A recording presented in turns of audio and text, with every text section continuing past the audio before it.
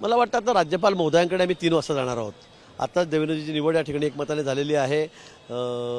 3 वाजता आम्ही राज्यपाल महोदयांना सत्ता स्थापनेविषयी त्या ठिकाणी त्यांना पत्र देणार आहोत आणि उद्या शपथविधी होणार आहे 5 वाजता. आता सगळ्या निवड झाल्यामुळे देवेंद्रजीची या ठिकाणी सगळ्या गोष्टी स्पष्ट झालेल्या आहेत. आता मुख्यमंत्री तेच राहणार आहेत, शिवसेनेचे उपमुख्यमंत्री राहतील, राष्ट्रवादी अजितदादा गटाचे उपमुख्यमंत्री राहतील आणि मला असं वाटतं अजूनपर्यंत तरी कदाचित निर्णय अजून येऊ शकतो वरतून, पण 3 नेते जे आहेत आमचे ते उद्या शपथ घेतील. माझा एक प्रश्न येते म्हणजे की मुख्यमंत्री पदाच्या संदर्भामध्ये जर देवेंद्र फडणवीस हेच मुख्यमंत्री राहणार असतील तर औपचारिक पद्धतीने घोषणा करण्यासाठी विलंब का केला जातोय आणि का केली जात नाहीये ती घोषणा? कुठे घोषणा आता झालं ना, गटनेतेपदी निवड झाली म्हणजे मुख्यमंत्री झाल्यासारखंच आहे, त्यात काही आता घोषणा करण्याची गरज नाही आहे. आम्ही दुपारी तर पत्र देणार आहोत माननीय राज्यपाल महोदयांना की आम्हाला सत्ता स्थापन करायची, आम्ही आमच्या नेत्याचं नाव देऊ आणि स्पष्ट होईल. उद्याची तयारी झालेली आहे. जवळजवळ 11 दिवस झाले निकाल लागल्यानंतर देवेंद्र फडणवीस हे गटनेते होतील, मुख्यमंत्री होतील ही गोष्ट स्पष्ट होती, अगदी सगळीकडनं हिरवा कंदील होता. मग हा 11 दिवसाचा कालावधी का लागला? मला वाटतं फार मोठा कालावधी नाहीये.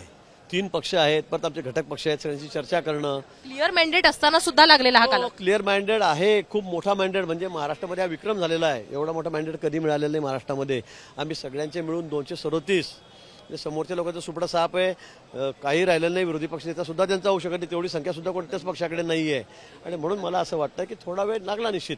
आता एवढ्या मोठ्या लोकसंख्येत लोक निवडून आल्यावर तर उलट वेळ लागणार आहे. कमी असते तर झाला नसता, पण जास्त झाल्यामुळे हा वेळ लागणारच आहे. सर्वांची चर्चा झाली, वरती राष्ट्रीय नेत्यांशी त्यांनी चर्चा केली, सर्व नेत्यांनी, आणि याच्यावर शिक्कामोर्तबाद झालेला आहे.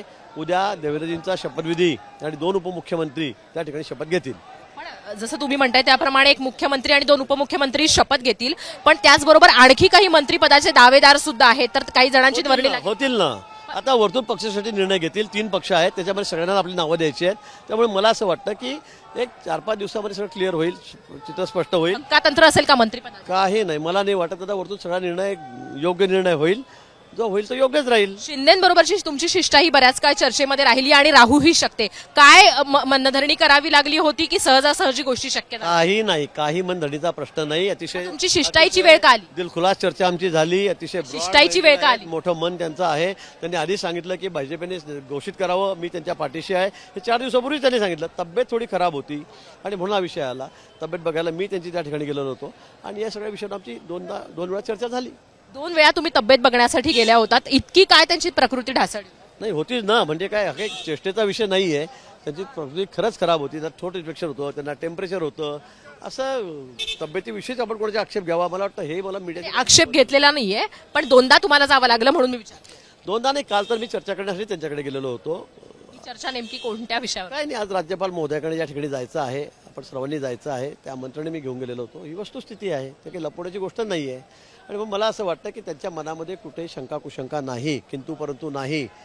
देवेंद्रजींच्या बाबतीमध्ये सुद्धा त्यांच्या मनामध्ये कुठलीही शंका आक्षेप त्या ठिकाणी नाही आहे. त्यांनी आधी सांगितलं की भाजपनी कोणालाही मुख्यमंत्री करावं, माझं समर्थन आमच्या 57 लोकांचं त्यांना राहील. आता एवढं स्पष्ट सांगितल्यावर अजून आपण त्यांच्या मनात काहीतरी कुलसित आहे, त्यांच्या मनामध्ये शंका आहे आणि ते रागावलेले आहेत असं समजण्याचं कारणच नाही. शिवसेनेचा आणि राष्ट्रवादी काँग्रेसचा उपमुख्यमंत्री पदाचा चेहरा ठरलाय का आणि याच्याबद्दलची चर्चा झाली आहे की हा त्यांचा प्रश्न आहे. डिक्लेअर केव्हा? आपण 2 विचारलं तर बरं होईल. डिक्लेअर केव्हा? 2 उपमुख्यमंत्री आणि आमचे मुख्यमंत्री ठरलेले आहेत. 2 नावं ते देतील, ते सांगतील, ते शपथ घेतील.